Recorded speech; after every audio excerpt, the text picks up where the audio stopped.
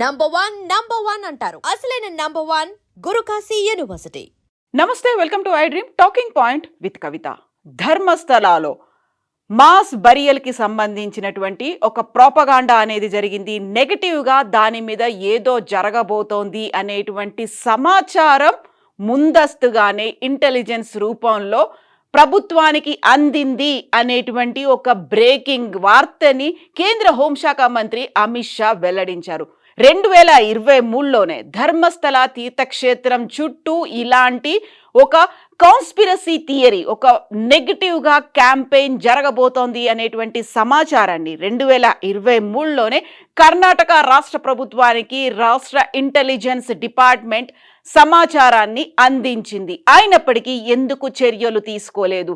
ఈ మాటలు స్వయంగా కేంద్ర హోంశాఖ మంత్రి అమిత్ షా తనని కలవడానికి వచ్చినటువంటి కర్ణాటకకి చెందినటువంటి వివిధ మఠాలు, పీఠాలకు సంబంధించినటువంటి మఠాధిపతులు, పీఠాధిపతులతో తను వెల్లడించినటువంటి సమాచారం. యాక్చువల్గా సిట్ చేసినటువంటి దర్యాప్తు నేపథ్యంలో అక్కడ మాస్ బరియల్ జరగలేదు. చిన్నయ్య కూడా ఎవరైతే మాస్క్ మ్యాన్గా ఉన్నాడో, ఎవరినైతే భీమాగా పరిచయం చేశారో ఆ చిన్నయ్య ఇచ్చినటువంటి సమాచారం అంతా ఫ్యాబ్రికేటెడ్ సమాచారం, ఫాల్స్ ఫైల్స్ని పెట్టుకొని, ఫాల్స్ డాక్యుమెంట్లను పెట్టుకొని ఇంత పెద్ద కథని, తతంగాన్ని నడిపించారు.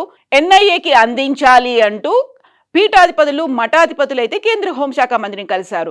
నేషనల్ ఇన్వెస్టిగేషన్ ఏజెన్సీ ఆధ్వర్యంలో మాత్రమే ఈ కంప్లీట్గా ధర్మస్థలాకి సంబంధించినటువంటి సమాచారం బయటికి వస్తుంది అంటూ కర్ణాటకకి చెందినటువంటి అన్ని మఠాలు, పీఠాలకు చెందినటువంటి అధినేతలు, మఠాధిపతులు అంతా అమిత్ షాని కలిసిన తర్వాత వచ్చినటువంటి సంచలనమైనటువంటి అప్డేట్ ఇది. యాక్చువల్గా ఇలా జరుగుతుంది అని 2 ఏళ్ల కిందనే తెలిస్తే ఎందుకని ఆగారు? నిజంగా అలా జరగాలనే లక్ష్యం కావచ్చు, ఆ టార్గెట్ ఎజెండా ఎవరిది అనే దాని మీదే ఎన్ఐఏ ఇప్పుడు ప్రోబ్ చేయాలి, ఇన్వెస్టిగేషన్ చేయాలి అనేటువంటి డిమాండ్ సర్వత్రా వెల్లడవుతోంది. ఇందులో భాగంగానే ఈ సెప్టెంబర్ 10న అక్కడ ఉన్నటువంటి మఠాలు, పీఠాధిపతులు, అలాగే సాధులు, సంతులు అందరూ కలిసి ధర్మస్థల చెలో అనేటువంటి నినాదంతో ధర్మస్థలాకి చేరుకోబోతున్నారు. దానికి సంబంధించినటువంటి తమ కార్యాచరణను కూడా అనౌన్స్ చేశారు. సనాతన్ సంత్ నియోగాగా ఏర్పడినటువంటి ఈ మఠాధిపతులు అందరూ అమిత్ షాని కలవడానికి వెళ్లారు. ఇక ఇప్పుడు మనకు స్క్రీన్ మీద కనిపిస్తున్నటువంటి ఈ జైన్ మాంకు పేరు గుణాధర్ జైన్ మహారాజ్. ఇతను కూడా అక్కడ హుబ్బాలీలో ఉన్నటువంటి జైన పీఠానికి అధిపతిగా ఉన్నారు.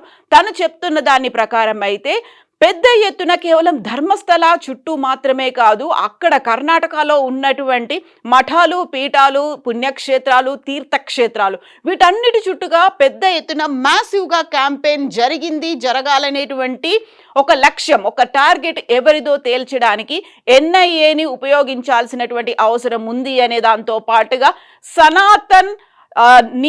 సనాతన్ సంత్ నియోగాతో పాటుగా ధర్మస్థల చెలో దానికి సంబంధించినటువంటి కంప్లీట్ యాక్షన్ ప్లాన్ అయితే అనౌన్స్ చేశారు. ఇక దీంతో పాటుగా ఈ మధ్యన డెవలప్మెంట్స్ అనేవి అయితే కనిపిస్తున్నాయి. చిన్నయ్యను అదుపులోకి తీసుకున్నటువంటి ఇన్వెస్టిగేషన్ ఏజెన్సీ తన రిమాండ్ని మళ్ళీ పొడిగించింది. సెప్టెంబర్ 7th వరకు తను రిమాండ్లో ఉంటాడు. అక్కడ జ్యుడిషియల్ ఎంక్వైరీ అనేది కూడా జరుగుతోంది. ఈ నేపథ్యంలోనే అమిత్ షా దగ్గర నుంచి తమకు క్లియర్గా కొన్ని సందేశాలు అయితే అందాయి, కొన్ని ఇండికేషన్స్ని అమిత్ షా మాకు ఇచ్చారు అనేటువంటి మాటని సనాతన్ సంత్ నియోగా అయితే చెప్తుంది. యాక్చువల్గా ఇలా రిలీజియస్ ప్లేసెస్కి సంబంధించి మిస్లీడింగ్ కంటెంట్ కావచ్చు, మ్యానిపులేటింగ్ కంటెంట్ అనేది ఎలాంటి ఫ్యాక్ట్స్ లేకుండా రావడాన్ని వ్యతిరేకిస్తూ దానికి సంబంధించి కఠినమైనటువంటి చర్యలు తీసుకునేలా ఒక లెజిస్లేషన్ను కూడా పాస్ చేసే దిశగా మేము ఆలోచనలు చేస్తున్నాము అనే మాట సంత్ నియోగాకి సంబంధించినటువంటి తనను సంప్రదించడానికి వచ్చినటువంటి సాధులు, మఠాధిపతులకి అమిత్ షా చెప్పినట్టుగా సంత్ నియోగా అయితే అనౌన్స్ చేసింది. ఇక దీంతో పాటుగా చిన్నయ్యని రిమాండ్ తీసుకున్నారు. అలాగే ఇంకొక చిన్నయ్యతో పాటుగా జయంత్ అనేటువంటి ఇంకొక సాక్షి కూడా, తనని కూడా విజిల్ బ్లోయర్గా అభివర్ణించారు. ఆయన్ని కూడా సిట్ క్వశ్చన్ చేస్తోంది. యాక్చువల్గా అదంతా ఫ్యాబ్రికేటెడ్గా జరిగింది. ఒక ఫాల్స్ డాక్యుమెంట్స్ని తీసుకొచ్చి ధర్మస్థల చుట్టూగా ఒక నెగటివ్ ప్రోపగాండాని బిల్డ్ చేశారు. కాబట్టి చిన్నయ్య అదుపులో ఉన్నాడు. ఆ తర్వాత సిట్ దగ్గరికి 2వ సాక్షిగా తనంతట తాను ముందుకొచ్చాడు. ఆర్టీఐ కింద ధర్మస్థల మాస్ బరియల్స్కి సంబంధించినటువంటి ఆర్టీఐని నేను చేశాను, దాంట్లో జరిగినటువంటి అవకతవకలు కావచ్చు, లేకపోతే అక్కడ అన్ఐడెంటిఫైడ్ డెత్స్కి సంబంధించినటువంటి రిపోర్ట్ని తగలబెట్టారు అని చెప్పినటువంటి జయంత్ను కూడా సిట్ విచారించింది. దీంట్లో భాగంగానే అక్కడైతే ఇంత పెద్ద ఎత్తున ప్రొపగండా జరగడానికి, ఒక నెగటివ్ క్యాంపెయిన్ జరగడానికి అక్కడ లోకల్గా ఉన్నటువంటి కొన్ని సోషల్ మీడియా అకౌంట్స్ కావచ్చు, లేకపోతే యూట్యూబ్ ఛానళ్ళకి సంబంధించి ఫారెన్ ఫండింగ్ ఏదైనా ఉందా అనేటువంటి యాంగిల్లో కూడా ఈడీ చేత కూడా విచారణ జరిపిస్తాం, ఎన్ఫోర్స్మెంట్ డైరెక్టరేట్ కూడా ఇందులో ఇన్వాల్వ్ కాబోతోంది అనేటువంటి సమాచారాన్ని అమిత్ షా సనాతన్ సంత్ నియోగా ప్రతినిధులకు వెల్లడించినట్టుగా మనకు అందుతున్నటువంటి వార్తల్ని బట్టి తెలుస్తోంది.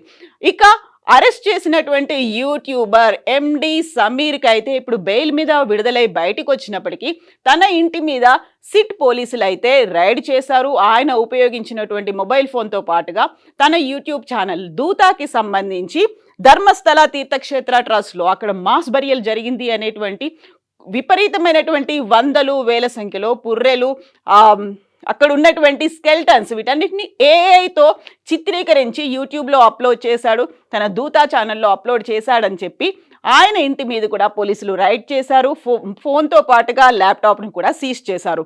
ఇక ఇంకొక యూట్యూబర్ అభిషేక్ ఉన్నాడు. అభిషేక్ని కూడా పోలీసులు క్వశ్చన్ చేస్తున్నారు, తమ ఇంట్రాగేషన్కి హాజరవ్వమని ఆయనకు కూడా నోటీసులు ఇచ్చారు. దానికి ప్రధాన కారణం చిన్నయ్యని ఇంటర్వ్యూ చేయడంతో పాటుగా తన కూతురు అనన్య భట్ మిస్ అయింది అని పెద్ద ఎత్తున క్యాంపెయిన్ చేసి మీడియాకి ఇంటర్వ్యూలు ఇచ్చినటువంటి సుజాత భట్ని ఇంటర్వ్యూ చేశాడు అనే కారణంతో అభిషేక్ను కూడా ఎంక్వైరీ ముందు హాజరవ్వమని పోలీసులు అయితే ఆయన్ని సిట్ ముందు హాజరవ్వమని చెప్పారు. ఇక దీంతో పాటుగా ఇంకా ఇంకొక డెవలప్మెంట్ గురించి మాట్లాడుకుంటే అక్కడ ఉన్నటువంటి మహిళలు చిన్నయ్యకి అండగా ఉండి బెల్తంగడి పోలీస్ స్టేషన్కి ఒక పుర్రెతో సహా వచ్చి కంప్లైంట్ చేయడానికి వచ్చినటువంటి అడ్వకేట్ల మీద కూడా ధర్మస్థలాలో ఉన్నటువంటి విలేజర్స్ కంప్లైంట్ ఫైల్ చేశారు. తమ ఊరుని, తమ పేరుకి, అలాగే తమ ధర్మస్థల తీర్థక్షేత్రానికి సంబంధించి ఒక చెడ్డ పేరు తీసుకురావడంలో సహాయపడ్డారు. ఈ అడ్వకేట్ల వల్లే ధర్మస్థలాన్ని దేశవ్యాప్తంగా కాదు ప్రపంచమంతా ఒక నెగటివ్ యాంగిల్లో చూసింది, నెగటివ్ ఇమేజ్ పోర్ట్రే అయింది అనే ఉద్దేశంతో అడ్వకేట్ల మీద కూడా అక్కడ ఉన్నటువంటి విలేజర్లు కేసులు పెట్టారు. దీంతో పాటుగా అక్కడున్నటువంటి మహిళా సంఘాలు సోనియా గాంధీకి లెటర్ రాశారు, మీరు ఇంటర్వ్యూన్ అవ్వాల్సినటువంటి అవసరం ఉంది, సిట్ ఏమీ తేల్చలేదు, ఎన్ఐఏ వస్తుందో రాదో తెలియదు, దెన్ వాట్ అబౌట్ అక్కడ జరిగినటువంటి మిస్సింగ్ కేసులు, అక్కడ సుజాత కంప్లైంట్ అనేది ఒకటి ఉంది, అంతకుముందు 79లో జరిగినటువంటి వేదవల్లి మిస్సింగ్ కేసు ఉంది, పద్మలత మిస్సింగ్ కేసులు, ఈ 3 కేసులకి సంబంధించి ఇప్పటిదాకా అయితే ఏం జరగలేదు, బెల్తంగడిలో ఏం జరుగుతోందో మాకు తెలియదు, మీరు ఇంటర్వ్యూన్ అవ్వాల్సినటువంటి అవసరం ఉంది అంటూ మహిళా సంఘాలు సోనియా గాంధీకి కూడా లెటర్ రాశాయి. ఇవన్నీ డెవలప్మెంట్స్ ఉన్నప్పటికీ కూడా 2023లోనే ధర్మస్థల చుట్టూ ఒక కాన్స్పిరసీ థియరీ అనేది జరగబోతోంది, ఏదో జరుగుతోంది, ఒక మాస్గా ఒక క్యాంపెయిన్ అనేది స్టార్ట్ కాబోతోంది అని ఇంటెలిజెన్స్కి రిపోర్ట్ ఉన్నప్పుడు ఎందుకని దాన్ని బయటికి తీసుకురాలేదు? బయటికి ముందే కనుక జాగ్రత్త పడి ఉంటే ఇలాంటి ఇష్యూ జరగకపోయేది కదా అనేటువంటి ఇప్పుడు వార్తలు, అనాలిసిస్లు కూడా వినిపిస్తున్నాయి. యాక్చువల్గా ఈ కుట్ర కోణం వెనుక ఉన్నదెవరు? అక్కడ ఉన్నటువంటి మఠాలు ఉన్నాయా, లేకుంటే కులాలు ఉన్నాయా, లేకపోతే మతాలకి అతీతంగా రిలీజియస్గా ఉన్నటువంటి సెంటిమెంట్స్ని హర్ట్ చేయాలనేటువంటి ఫారిన్ ఫండ్స్ ఏమైనా వీళ్ళకి అందాయా?